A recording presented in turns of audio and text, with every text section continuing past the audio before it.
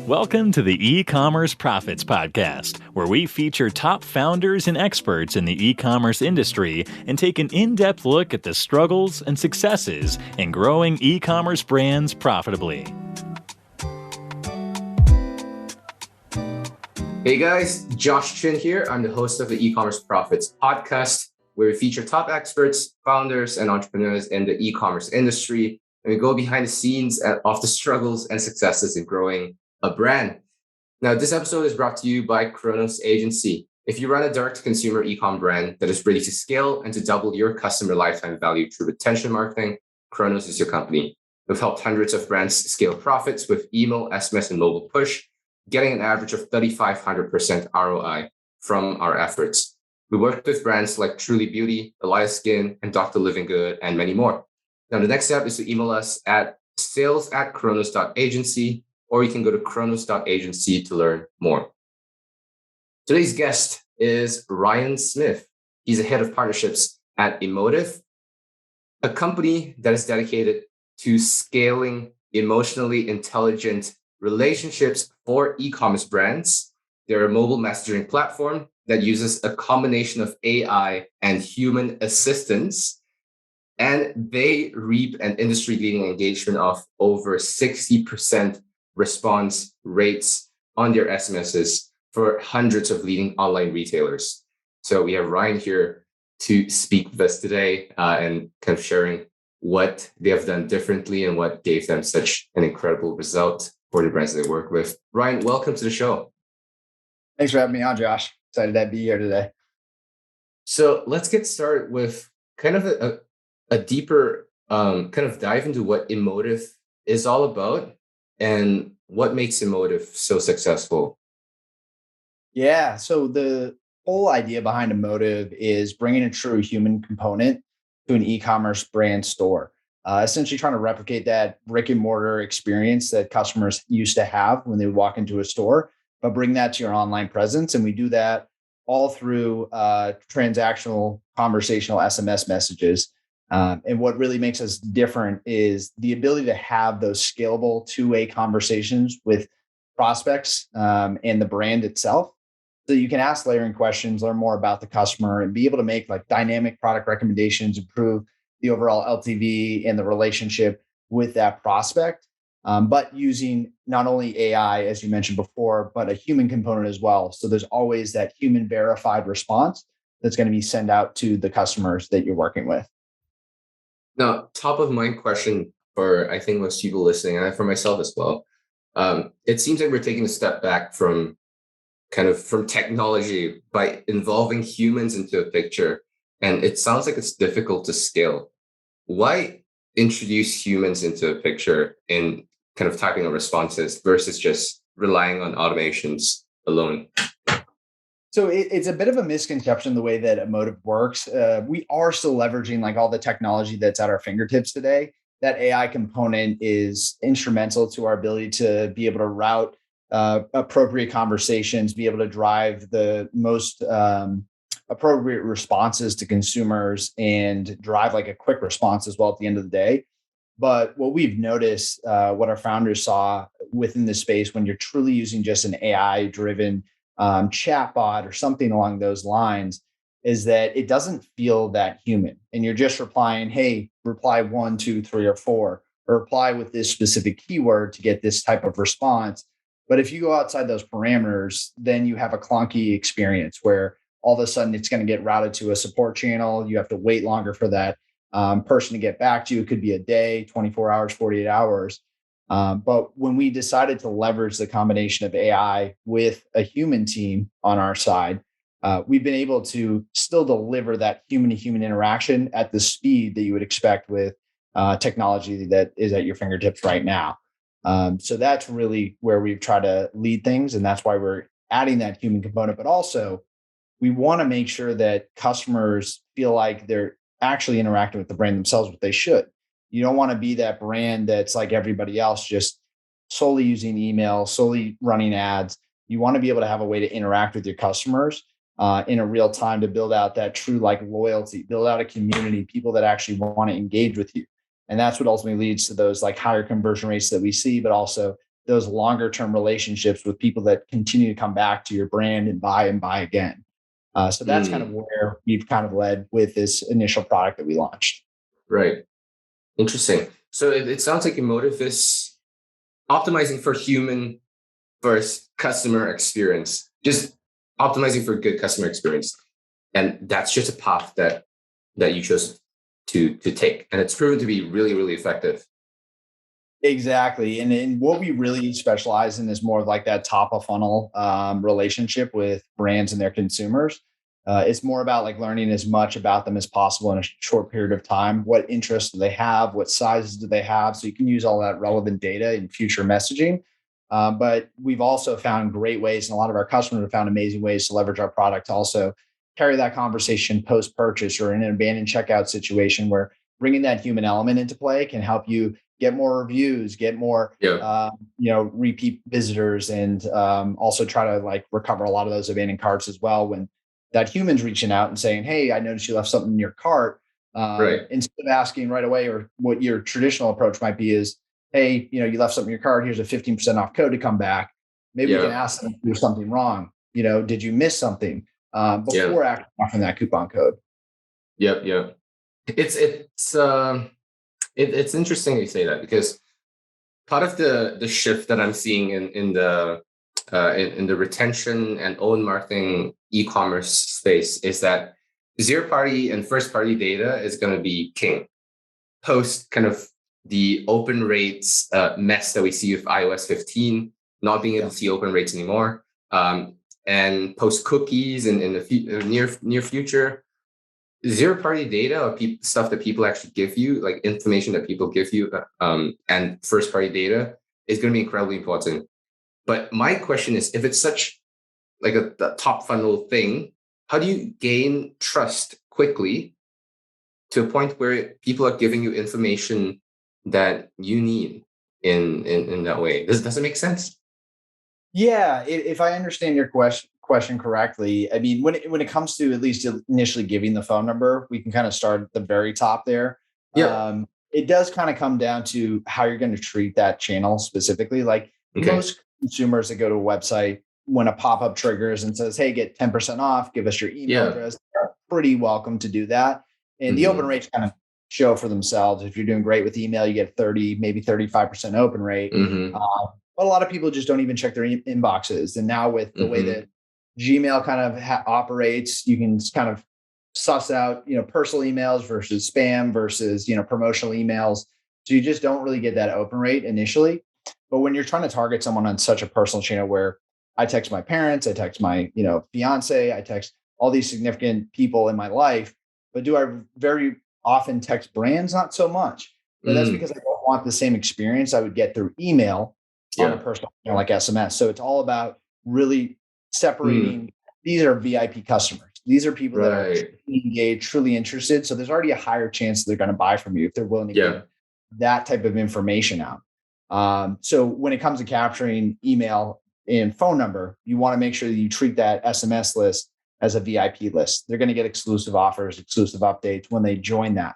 But from there, once they give us that information, again, we already know that they're highly engaged. This is a very high qualified prospect that might be buying a product from us.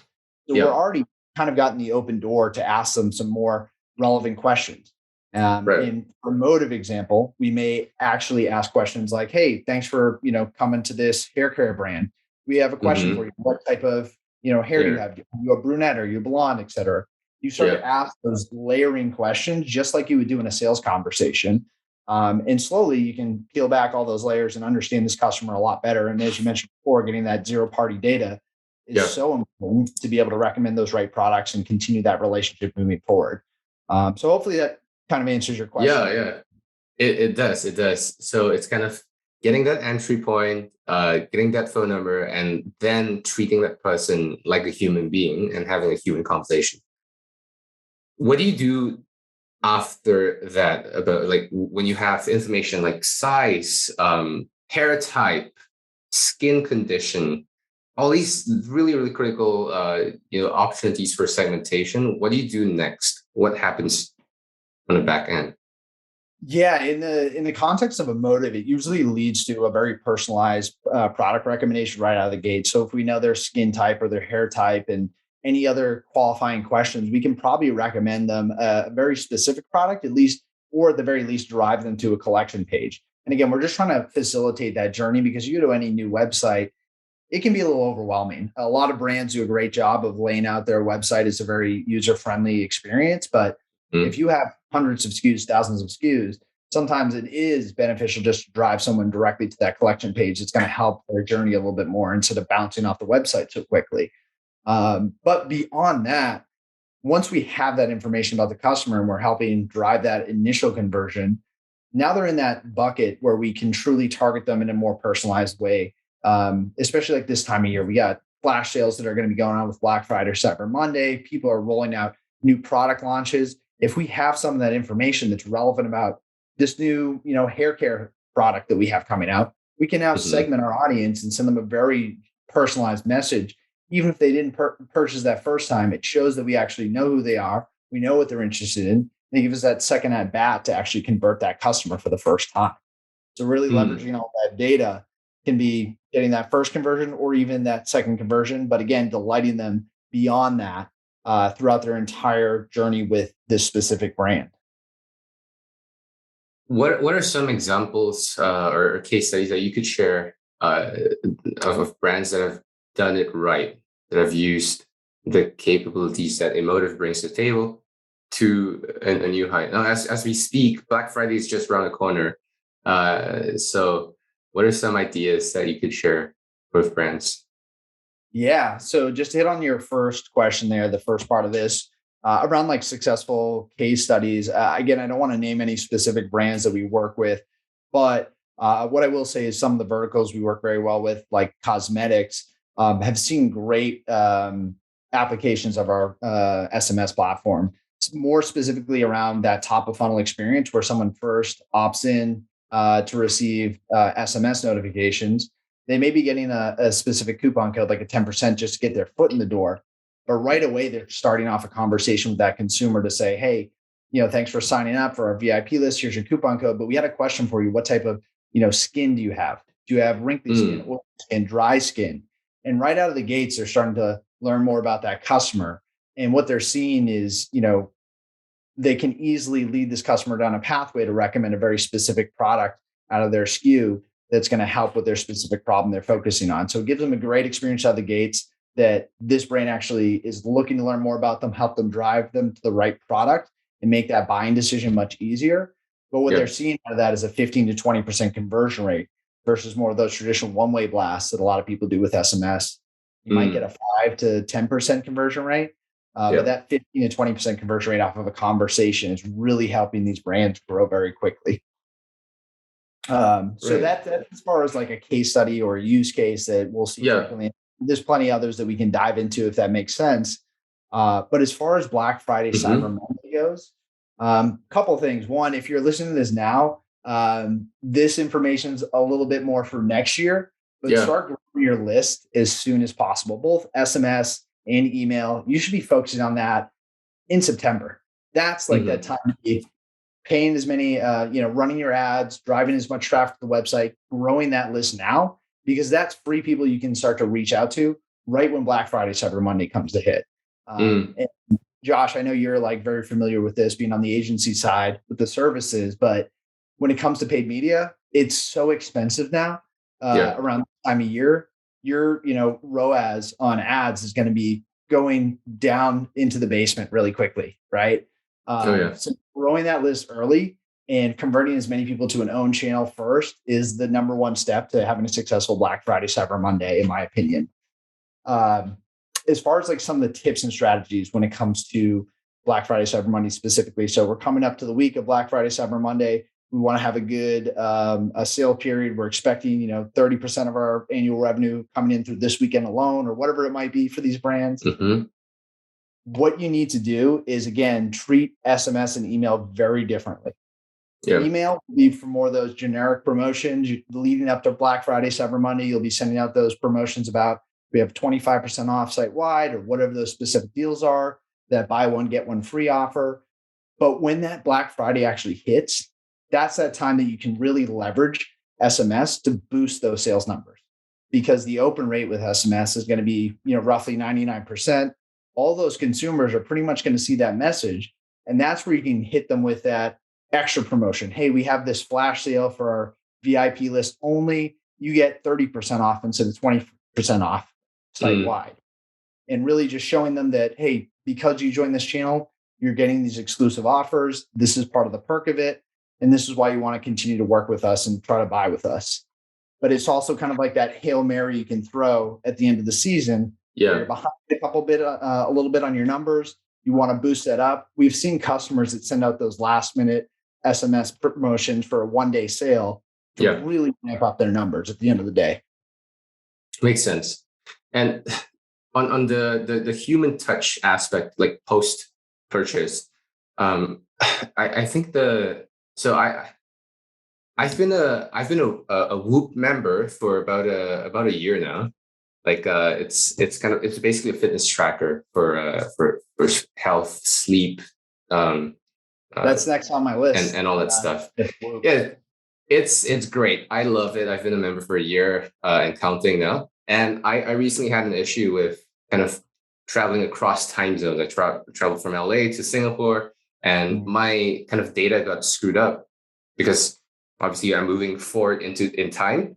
So my sleep has been tracked for the day prior every single day for a period of time now. And I never bothered to kind of go to support because I know how tedious it's going to be emailing someone and having all that conversation. It sucks, right?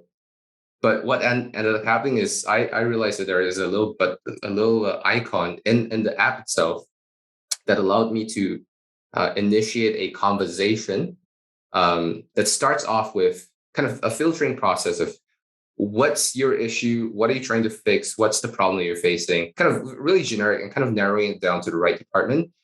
And then I got instantly connected to a person. I could tell that it's a person kind of typing things up because it's of the way that they structure their sentences and a little bit of grammatical inconsistencies here and there, which was great because that was real. And one of the things that was mentioned, it was like a text conversation, but in app. One of the things that was mentioned was thank you that the customer support specialist mentioned was thank you for being a Whoop member since October of 2020. And I was like, oh, that's cool that you know that, and it's cool that you brought that up. It's like little touches like that makes me feel like, oh, this is I feel like I'm a valued member of the community versus just, oh, this is just a transaction and an interaction and just a ticket. So right. I think that plays a huge part in kind of building that the trust. And I think just because of that conversation, my retention as a customer has gone up. Just in the back of my mind, I think I just feel a little bit more strongly about the brand and about my relationship with Whoop. So I think that there's a huge opportunity for brands to kind of take advantage of that post-purchase experience and level that up with the information that like Ryan, you spoke about, the sizing, the hair condition, the skin type, and the issues that people are facing and the solutions that they're looking for. And that upsell process to, hey, I remember you mentioned that you had a problem with A. We just launched B. Why don't you check this out?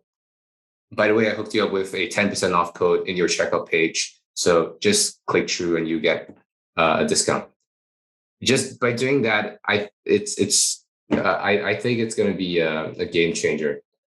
Is that possible with Emotive? I think it is, right? So to some degree, yes, there is a lot of capabilities that we have with the human component to really continue conversations beyond basic back and forth conversations. I wouldn't position Emotive as a support specific platform. And that's why we leverage a lot of great partners out there like Gorgeous, for example, to like integrate and be able to like continue those support related conversations within there. But I love that you brought that aspect of support, really bringing that an element, how it can really change your experience with the brand overall. We want to do the exact same thing here from a top of funnel perspective, but to your point, I actually had a very similar experience last year when I was buying from this brand called Tuxi. It's like zip up like hoodies and sweatpants. It's like a onesie for guys. Okay. It's the funniest concept in the world. But I had ordered one for my brother's birthday, and it was too small, and it actually had a little rip in the pocket. And Oh, snap. I got on their website and just started chatting back and forth with a live representative. And he was like, "Oh, I'm so sorry about that. That this can happen from time to time. Totally understand. You can keep that one. We're going to send you a new one in the new size you need." And like that changes Oh, everything. That actually led me yeah. to buy one for myself after the fact, because I was like, all right, well, I know they're going to stand behind their product. There's a real Yeah. human that's going to interact with me, right? So Yeah. it's an amazing way to truly do that, at least from a support side, right? That's why I love that human component. But like beyond the side of like some support aspects, what I think is similar that we do over here at Emotive is from like a review standpoint, or what was someone's overall impression of our brand when they first bought. So post purchase, you might automate a conversation where we Yep. text them up and say, "Hey, what was your experience with XYZ product? We saw you just ordered that. Hope it was great." And you can leave a pretty generic decision tree available in Emotive that says a positive response, a negative response, or no response. And Mm, regardless of how that consumer writes back to us, the human on our team will actually identify, okay, no matter what, we know this is a positive response or this is a negative response, because not everyone's going to say right. yes, great, or no, terrible. They'll write back a whole paragraph being like, I Yeah. loved it. This was awesome. I want to recommend everyone to it. We can Yeah. digest that and send them down the right pathway to say, we're so glad you Yeah. had a great experience. Here's a code to buy that next product, or leave us a review, or refer a friend, something along those lines. It still brings Yeah. that human element in to keep that relationship very strong. Makes sense. And this is a great point to kind of bring up. AI typically finds it really difficult to detect sarcasm and context. So I could say, yeah, that's great, on text, but the context is that, yeah, it's been a shitty situation, and I don't think many AI softwares can really detect the nuances and conversations like that. So having human in place, kind of looping back to our first question, is a good thing. Absolutely. And that's what we like to say. It's like it's human assisted AI. AI is amazing. Like companies are doing great things with it right now, but it's still not perfect. Yeah. And not Yeah. to be like fully keyword driven as a brand, as a company over here at Emotive, Hmm. really can help separate us versus people that are using more Yeah. of those generic bot type responses. Right. Makes sense. It's basically best of both worlds.